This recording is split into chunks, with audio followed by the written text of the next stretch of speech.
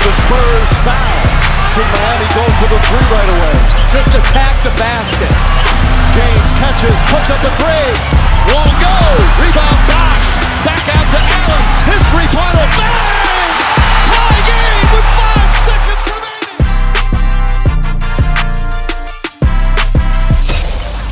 Welcome to the Ultimate Super Coach and Fantasy Sports Show. You are now listening to the Insight Fantasy Sports Podcast.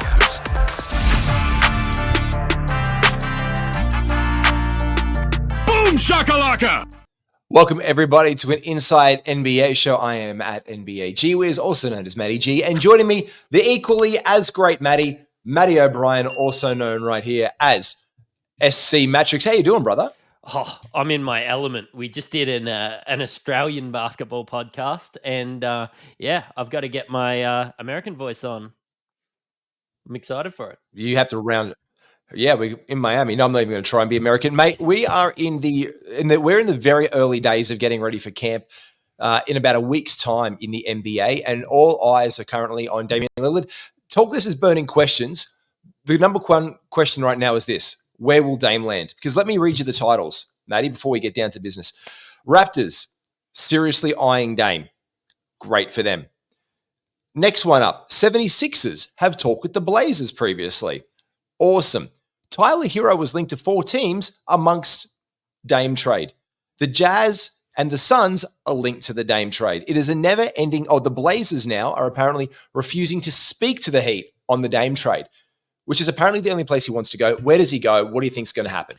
Well, look, where does he land? Like, over the years, I think that he's landed in the hearts of many, and I think he's landing himself in hot water by throwing it a bit out here. He's throwing the toys out of the cot and basically says that he's going to request a trade if he gets traded anywhere else, which I hate. And this is bullshit, because we called this out. I said this in a pod, like one of the very first Inside pods. You can go back and check it.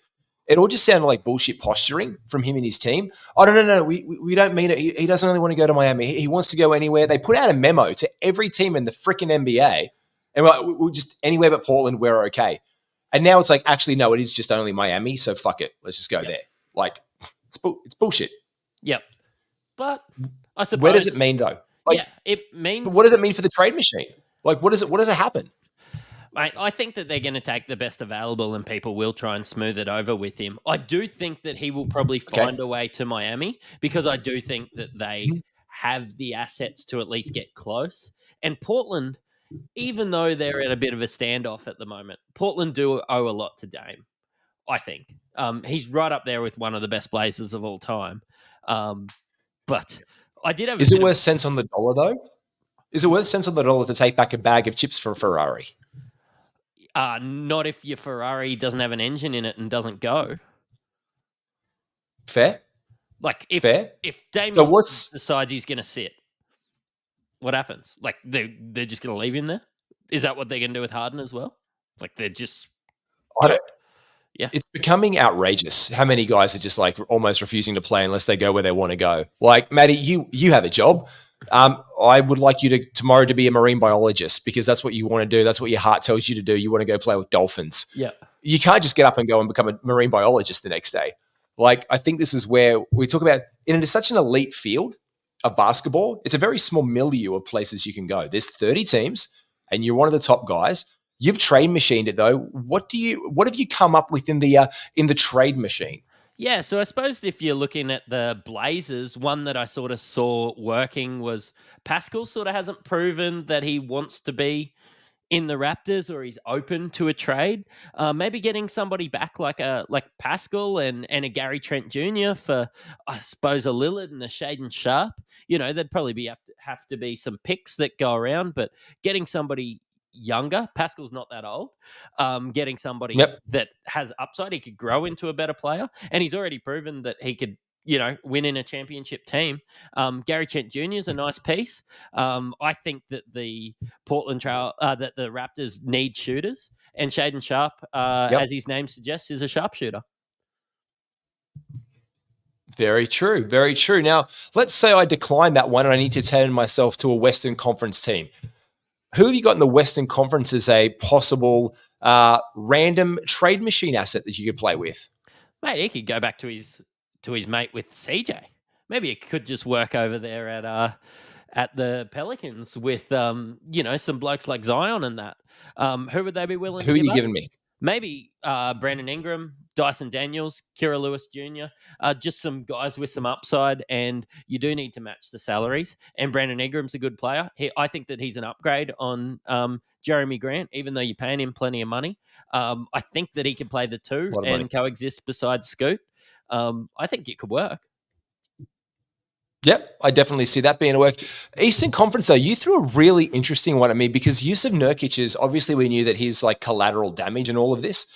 Like I think that the whole Trailblazers organization at this point is a shit show of collateral damage. But even the talk of the Suns being willing to acquire Yusuf Nurkic in some deal that moves DeAndre Ayton onto Portland potentially for a fresh start over there. What have you come up where a Nurkic and Lillard package could go? Because this I found was very interesting. Yeah, I don't love it, but I do think maybe Garland didn't have the best year last year. The Cavs have proven that they are willing to trade away their future to have a dig at a ring.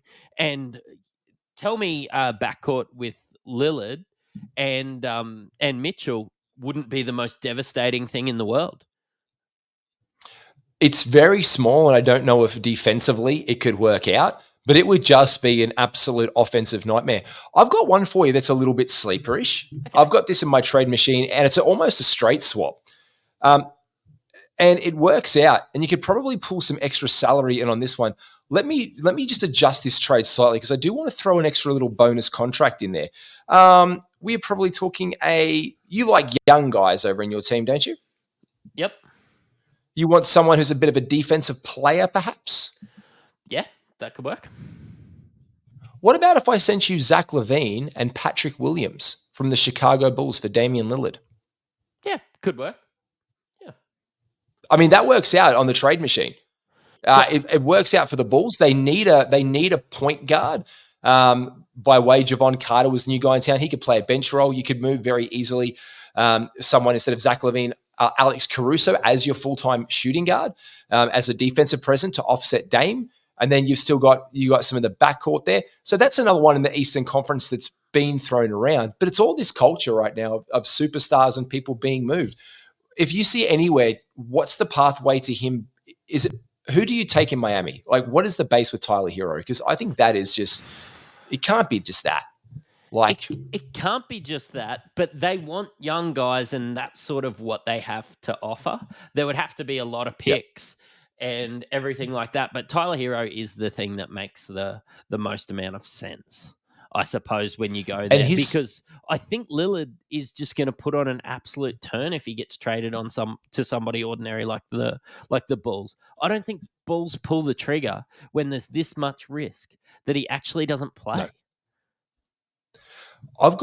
There's going to have to be draft picks in it, but even just using it as the basis with the $27 million that Tyler Hero's old and Dame's 45 that's coming up, you've got to really top up that salary. Like, you've got to top in someone like a Caleb Martin or one of those guys, Josh Richardson, and like a Duncan Robinson almost in there just to even try and make it work. And like, are you really wanting to take that much back? And it makes them and Portland worse.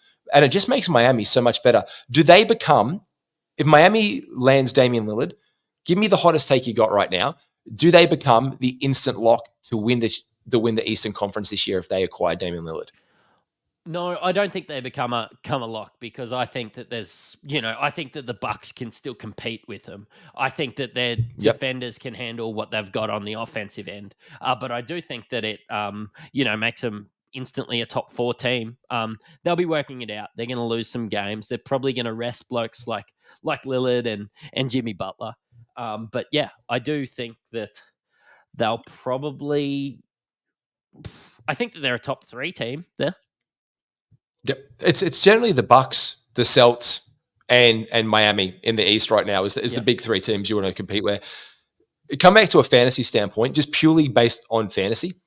The biggest winners in this whole situation are going to be obviously Damian Lillard being happy. Great. Miami Heat possibly winning it, like going to another championship run. I can't wait to win Jimmy that Butler category. obviously is going to The happiness category. Yep, Jimmy Butler being happy for once. That's paying a lot. That's about $8.50 right now. So get on that bet if you still can, and get in some big head coffee shares, whatever you want with him. But I think the biggest winners here right now is still going to be punters who take Damian Lillard in the first round, because it's going to be decided by then. So the biggest winner for, I think, our general consciousness is that Dame is still going to return possible first round value no matter what now. We know it's happening. He's going to get there. But I guess the biggest gainers, depending on who Portland really does get back, is guys like Shaedon Sharpe, Anthony Simons, and Scoot Henderson. Because you can still get these guys late in drafts. We did some mocks today, and even with this imminent news, people are still gun shy on these blokes. But they're going to have the keys to the kingdom in Portland, right? Yep. I don't mind these are guys. I don't mind taking guys from bad teams as long as they're playing a lot of minutes. Playing a lot of minutes, playing basketball, and giving me stats. And they're going to be inefficient. Like we know that they're not going to be the most efficient field goal percentage guys. But if you can factor that into your build, that's an absolute coup. But it's all this culture of superstars. And who's going where, what's going on. I don't want to go here. I'm James Harden. I'm going to go and be an LA Clipper. The weather's nicer there. I want to go back to Houston. But Ime Udoka's the coach there now, and he doesn't want to take me. So I'm in this shit show. But who is the next superstar, Matty? My question is this. Which superstar will be the next to ask for a trade? Sorry to rip you down here, but LaMelo Ball. Ooh. Yeah, Hornets are bad. I'm not sure Bridges and Miller put them over the line. Yeah. I'm sure they put them over the line from a 27. Shit. You think that LaMelo could be the next guy to ask out? Yeah.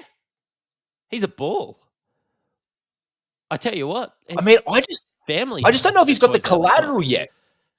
This is fair. Okay, you know what? By all rights and for all intents and purposes, I agree. He has distanced himself from that a little bit. I mean, to be fair, LeVar's not shooting his mouth off and shit like he used to. I think he's learned a little bit of a curbed lesson. But I just don't think he's got that collateral, mate. He hasn't been healthy enough, and he hasn't done the superstar journey yet. I mean, I know he's on a losing shitty team, but he also hasn't been there enough for them. Had he been a winning player, and had he been showing out as an NBA All-Star and getting those accolades and doing that, I could, you know what? I'd put my hand on my heart and support you 100%. I just think it's way too early for him to say. But what's he going to be? He can't get in a worse situation. If he says that he wants out, yeah. He can't go to a worse team. What's he shooting himself in the foot that he plays for a bad team? He's already on the second worst team. I think he's a guy that wants to get that supermax and then deal with it down by the way.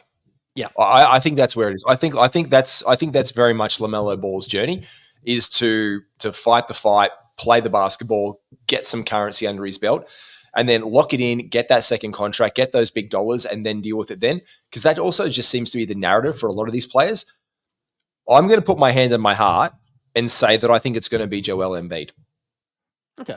I think Joel Embiid is going to be the next superstar to just say, look, I already think it's Giannis, and I've already been eaten for that. I already think it's going to be Giannis. He's as much as said it, in my opinion, that he's not going to demand a trade. I just think he's going to be the guy who either says, you might want to trade me because I'm not going to sign here again. Yep.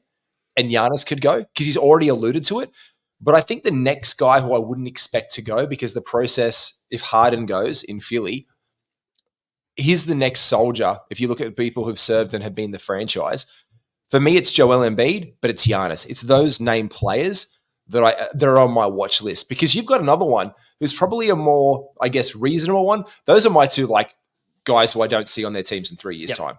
I'll expect him wearing a New York Knicks Giannis jersey, or a Golden State Warriors fucking, Joel Embiid jersey or something, something crazy in the next 2 to 3 years.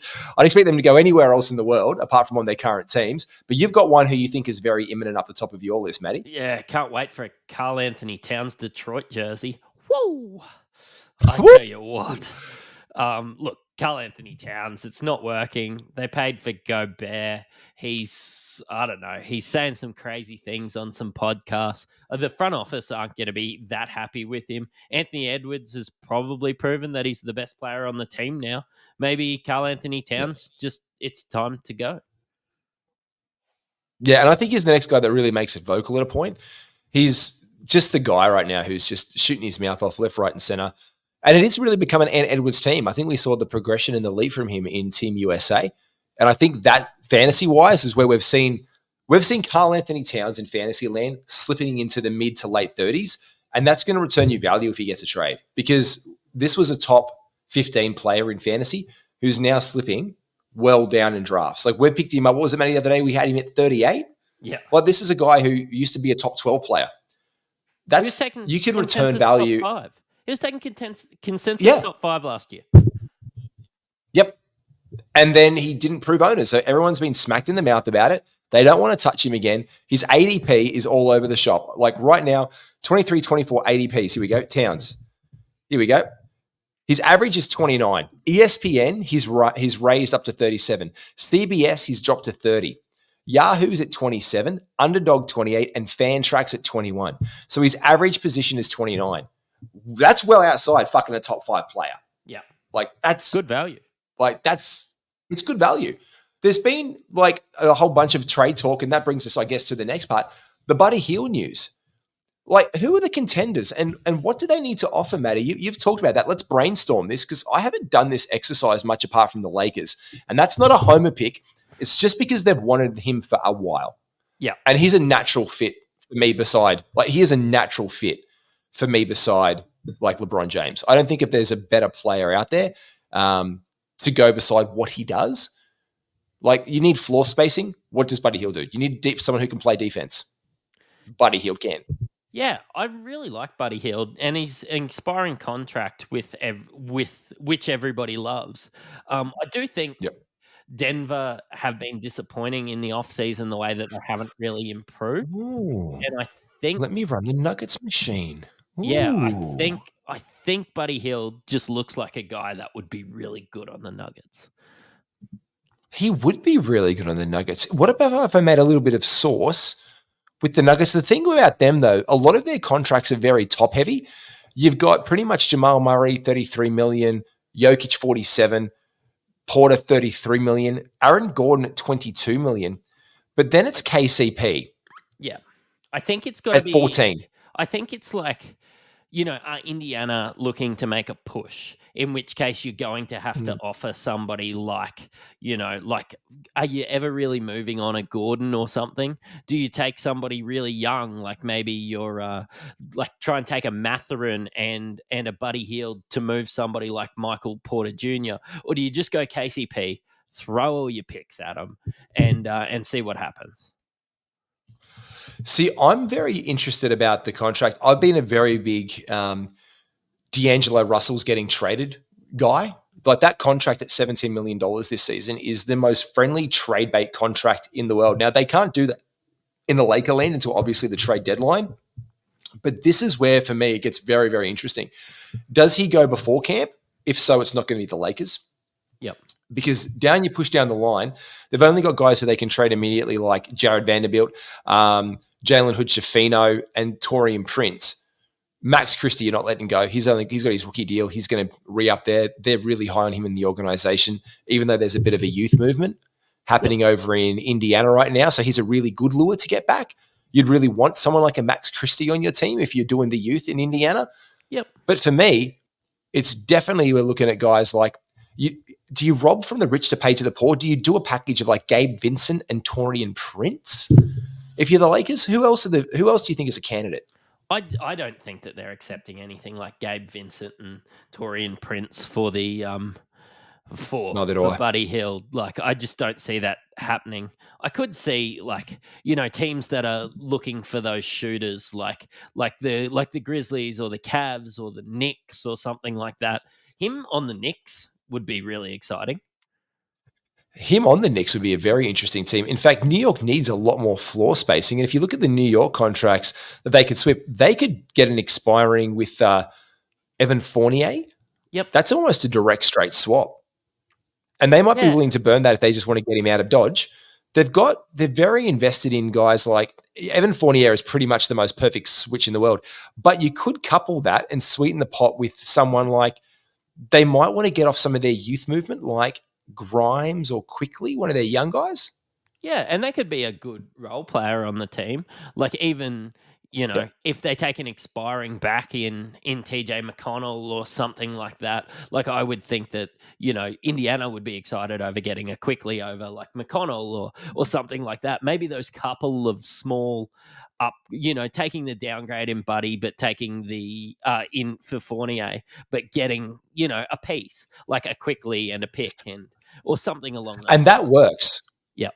In New York, that works. Fournier and Quickly for Buddy Hield absolutely works. And that does look, Quickly is right up there with 6 men of the year kind of candidate early in betting. Like we've talked about him being a little bit of a microwave scorer off the bench, but you just get a lot more stability out of a guy like Buddy Hield in your starting five. And if New York's willing to make a push to that next level to take them over a tier, that's one there. Like we've got guys like you said, the Grizzlies, the Nuggets, the Cavs as well. They need a good shooting guard. And the Knicks. Like there's a lot of guys out there. But him at the Grizzlies, you're a Grizz fan. Would you like Buddy Hield in your jersey?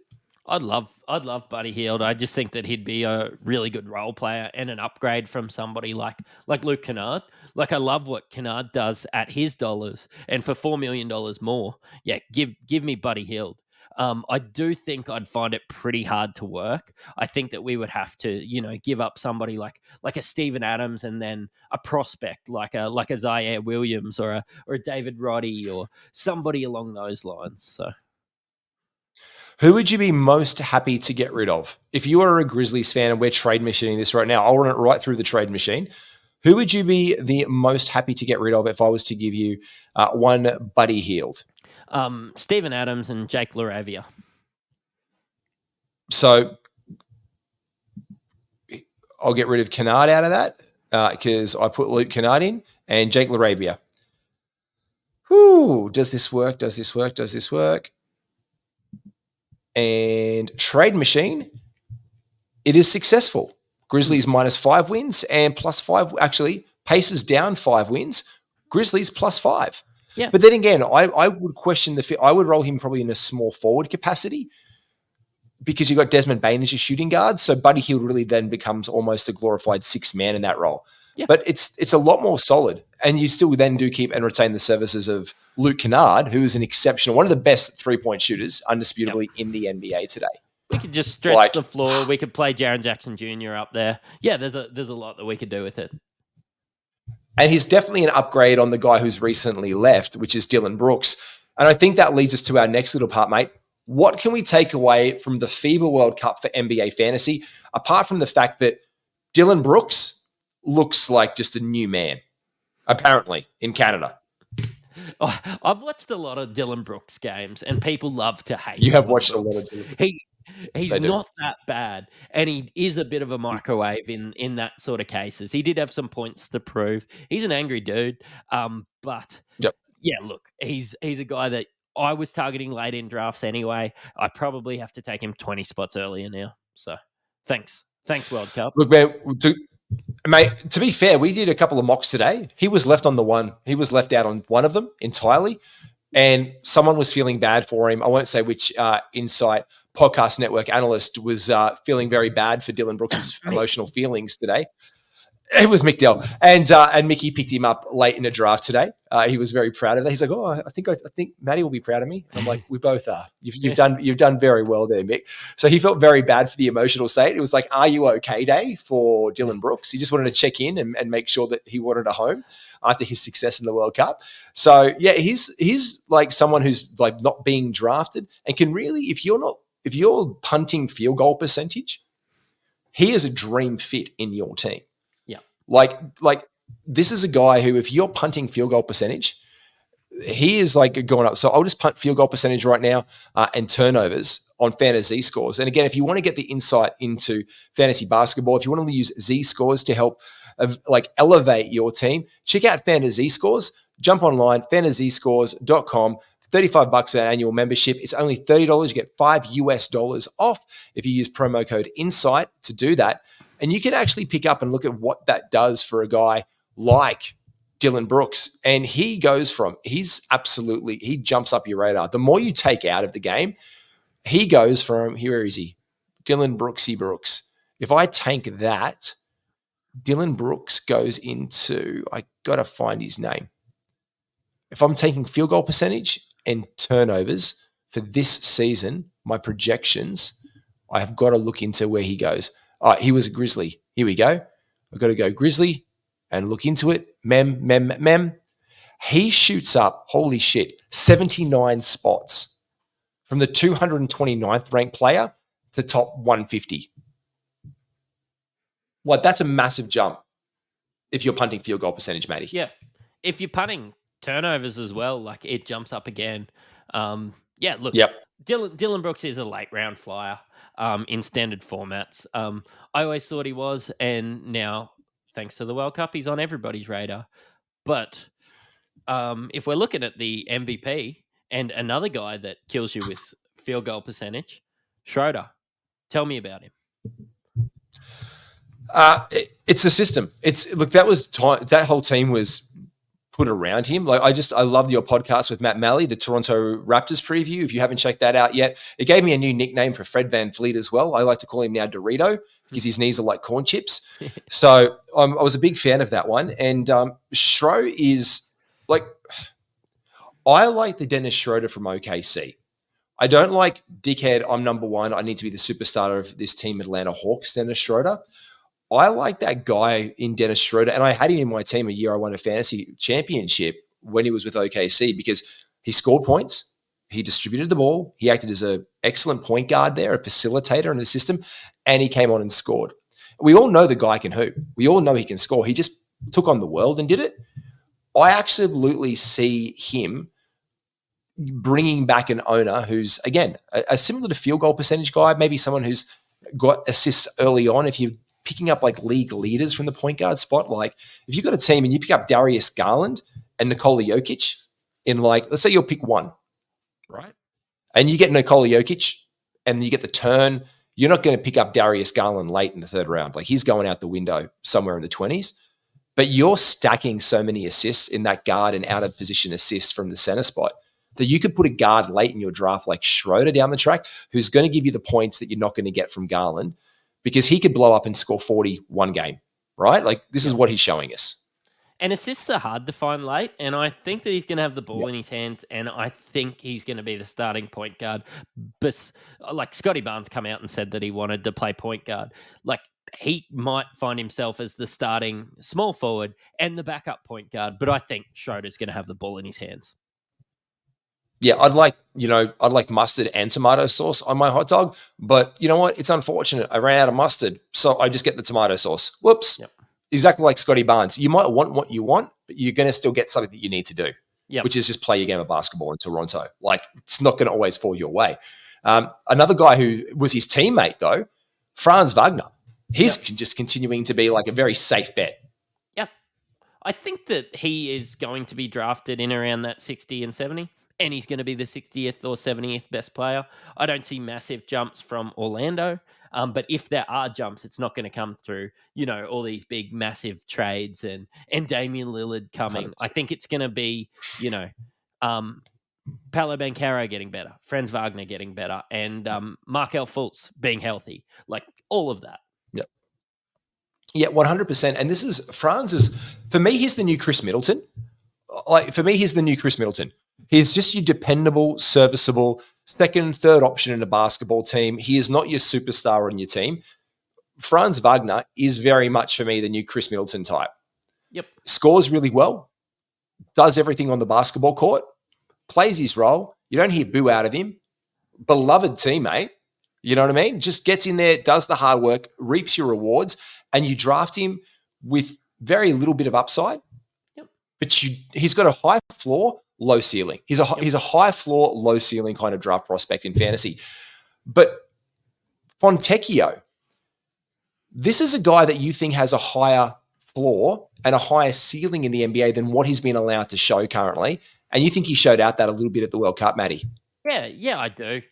Look, I'm not sure exactly what I see in him, but maybe the guys he's at the Jazz still, right?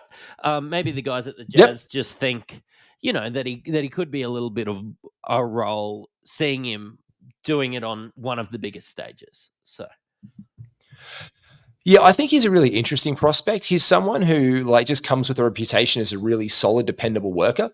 But they've drafted guards, like they've drafted like Keontae George in their team as well this year. So I just don't know what kind of role he's going to be able to carve out. Much like what do we call him, mini Joker, Nikola Jovic? Yeah, like he was a pleasant surprise in the FIBA World Cup. But what role do these guys get when they're playing in their respective teams? Because Matty, until someone gets a role, like in Miami, like what's going to happen in Miami? We don't even know what's going on there for Jovic together. Like we all liked him in the preseason last year. We all liked him at Summer League and thought he was showing out. And then we didn't hear boo.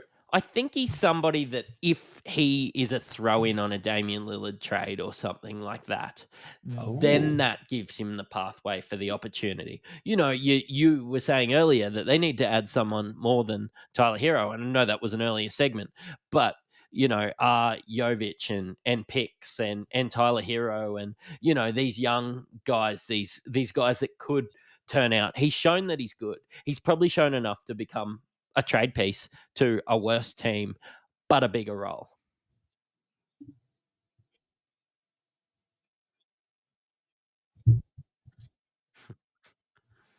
He is the cherry on top of a trade Sunday that is going to be a nice little buy. He's the kind of guy like Danny Ainge would get, because, you know, he always would get those guys. It would never be the first guy that he would get in the trade. It'd be like someone else, like Lauri Markannen was really the piece of the Cleveland trade. Yeah. You know what I mean? Like that's a master stroke.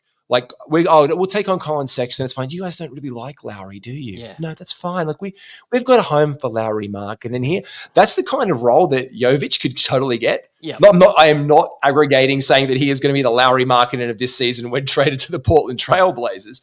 But he's like one of those guys that the real piece of the real win of the trade you see later. Like Shai Gilgeous-Alexander to the Clippers at the time. It was all about, you know, getting Shai into that team. And then it provides something down the road that is now a top 5 NBA fantasy player. So I think that's very much what we're looking at when we look at trades like that. And this is about the movement in the NBA. So I guess that brings us to our next question, Matty. And I just mentioned Lauri Markanen. I call it the Lauri Markanen 22-23 award. Who's going to get that Lauri Markanen? Who's going to get that Jalen Brunson free agent type impact, that guy who shifted impact team for a team in 23-24? Who are you thinking is going to be that impact guy that moves the dial in fantasy? Look, I think he could be somebody like Tyus Jones. Like he was living in Jar's shadow. He was living in Jeff Teague's shadow in Minnesota. I think that he can come across. He's going to be a starting point guard. He's a guy, when you have a look at his stats last season, in some of his best games, he scored 28 points, 10 assists, and 1 turnover, shooting 63%. A 25 point, 12 assists, 5 steal, 5 3-pointers with 0 turnovers. 23 points, 10 assists, 1 turnover. You start to get the gist of where I'm heading with it. He's just a fantastic basketball player that now has found himself in a starting point guard role. He was always considered the best backup point guard. But what I've probably got is some stats of how he was without Jar. And let's just go over his career. 13.2 points, 7.1 assists, and 3.4 rebounds, with only 1.3 turnovers per game. Tell me that's just not a guy that you want in your team and that you could see getting a massive bump at the Wizards.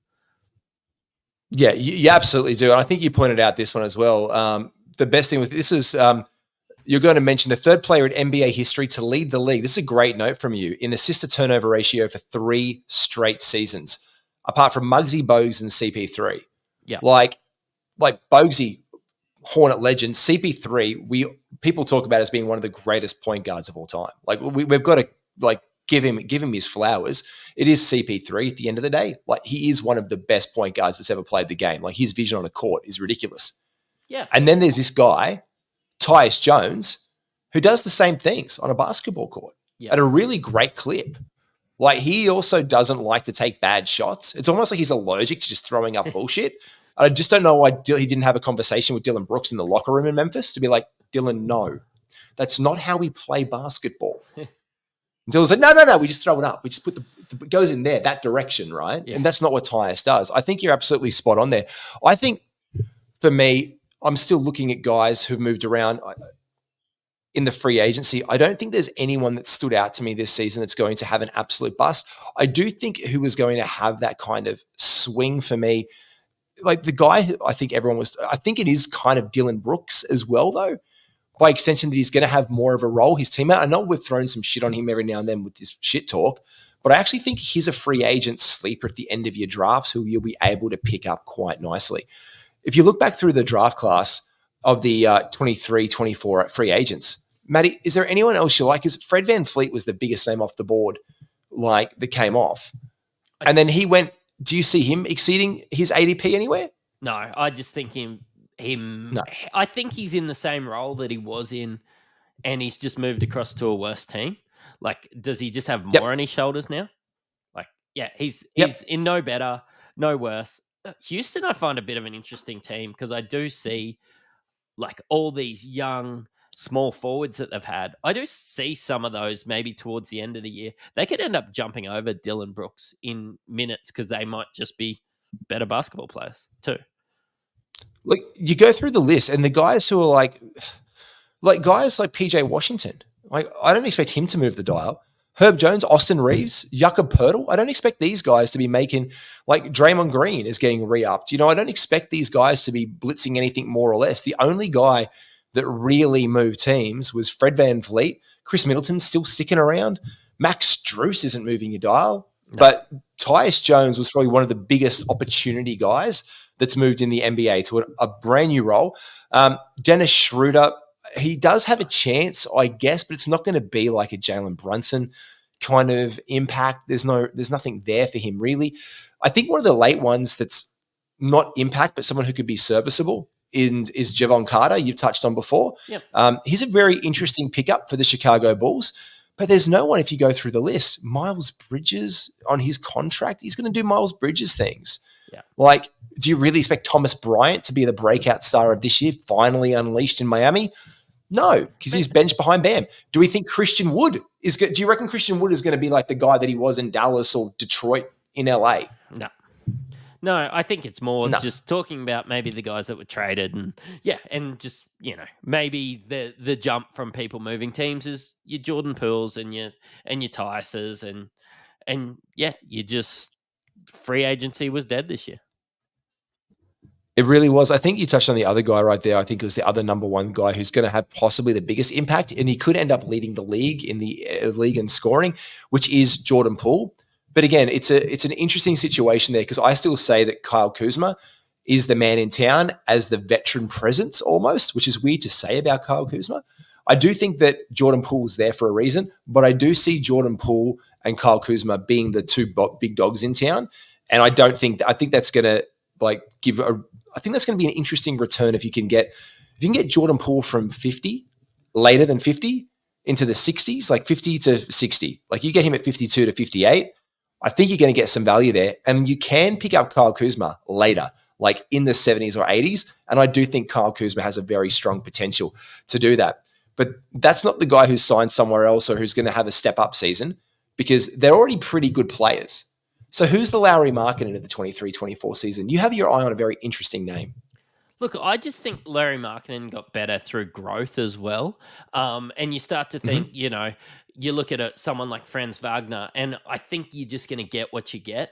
But Paolo Banchero is just extremely talented, and I think that he could just get better by having played more minutes and getting a better feel for the NBA, and still just they're going to be given, like he played 33 minutes a game last year. He's just going to be getting those same minutes in a similar role. He's just got to pump up his numbers a bit. He still goes and gets 7 rebounds, 3.5 assists, half a block, 0.8 of a steal. Like if he can just bump those up a little bit by taking a higher quality shot, from just being a little bit better, from his teammates but giving him better shots around him, I just think Orlando can be a little bit better. So Banchero can get a little bit better.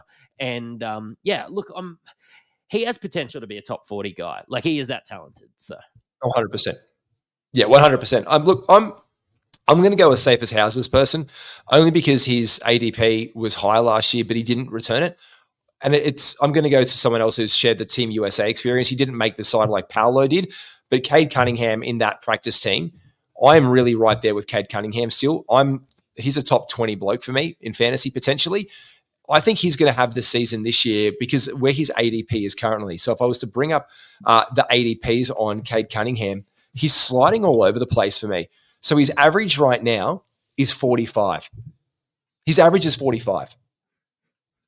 ESPN is at 69. He's climbing. CBS is dropped to the 50s. Yahoo is at 41. Underdog 32.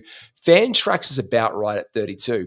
But if I've got an early pick in some of the mocks that I've been doing at like 1, 2, 3, or 4, I don't want to see Cade Cunningham's name go past me in the third round early, knowing that he could be getting me second round value, because I'm not going to see that pick return to me for another 20 picks. So for me, I think the season that we're going to have from Cade Cunningham, if healthy, if good, is going to be one of those ones, because this is a guy who's shown out. And it's his team, like in Detroit. It really is. And I think this is the year that we see that manifest under Coach Monty Williams.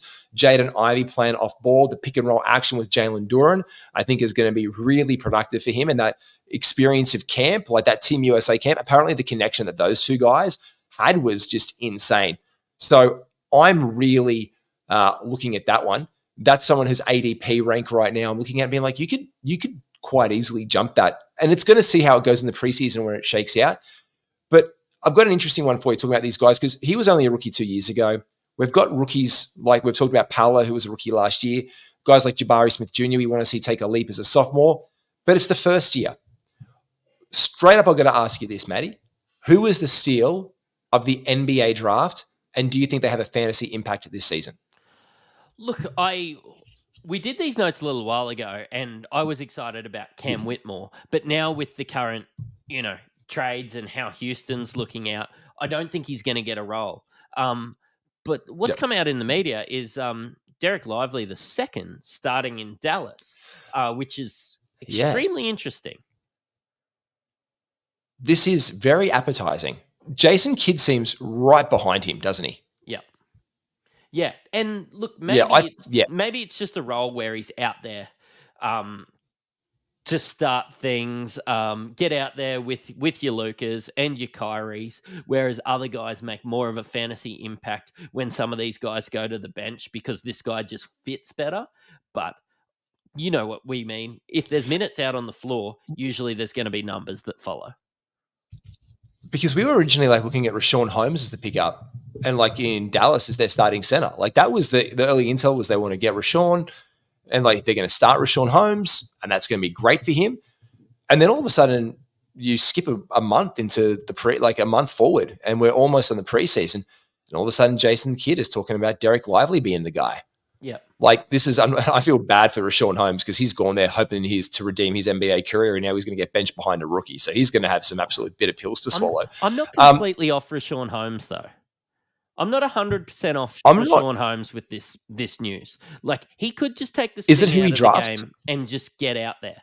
Maybe it's a late round flyer. Yep. Maybe it's somebody that you watch the first Mavs game and just sit there and pick him up if he plays, 30 minutes. If he plays, he only needs 28 minutes.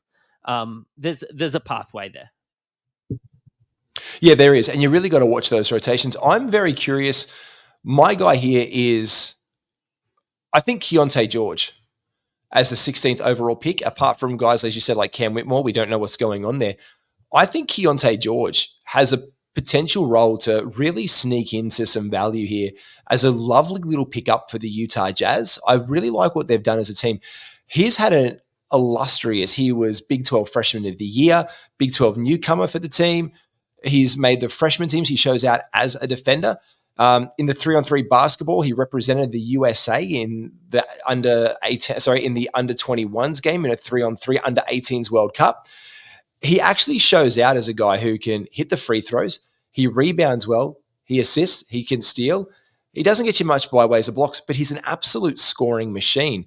And I think in a Utah team that really needs something like that with the addition of John Collins, I think this guy could really show out to have a lot of potential in Utah this year. And here's someone who I'm going to be watching on my waiver wire because he is going undrafted in a lot of leagues, especially because you've got Jordan Clarkson in town and almost like, which one's which. But I like Keontae George as possibly a little bit of a sneaky, I think he's a sneaky bit of a steal who's going to have a productive career as a Jordan Clarkson type in the NBA in the long run, Matty. Yeah, and definitely like in a dynasty draft or someone, he's definitely something that I would look. But it's more of I'm going to be very busy these first couple games because I'm going to watch the first game, see the rotations for the Jazz, and yeah, they love Clarkson, but when Clarkson's off the floor, they can play exactly the same brand of basketball. And Jordan Clarkson has proven that he could be a top 100, top 120 player in the past. Maybe this guy, if your comp goes 200 deep, maybe this guy is someone that you could add right at the end and return great value. Especially in 20-man leagues. Like, if this is a guy in 20-man leagues, you might be absolutely able to pick up and get some buckets, because points do go off the board at a point. Like, you're only getting guys who are chipping in a few here and there a game. At a point, get it? But if you get this guy and he's getting a stable role as like a 6th or 7th man in a Utah team that needs scoring, then this is someone who I'm going to keep my eye on behind Filipino legend Jordan Clarkson, because he's a guy who I think could absolutely show out. Matty, it's almost the end of the day here in Australia.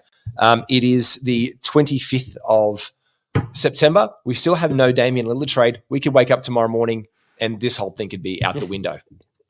Yep. Yeah, definitely could happen. You know what? We talked about there's pathways for that. There is a pathway that this never sees the light of day if Damian Lillard gets traded. I think this will be one of those podcasts we jump on and do an emergency pod just before this one. Remind everyone, hey, look, we're not idiots. We did know that this was happening, but we just don't know when it's going to happen. Like, we've been living in this perpetual Dame roller coaster ride for the past, I feel like, month, and I'm kind of just over it. I just want it to happen now. It's like my basketball virginity. Just take it. Yeah. I just get it off. It's too much of a burden to carry anymore. I just want the news. Matty, thank you very much. You've got some talk us up for the NBL shows that are coming on, mate. Tell us what days we can catch those. You can catch them on Mondays and Wednesdays in Australia.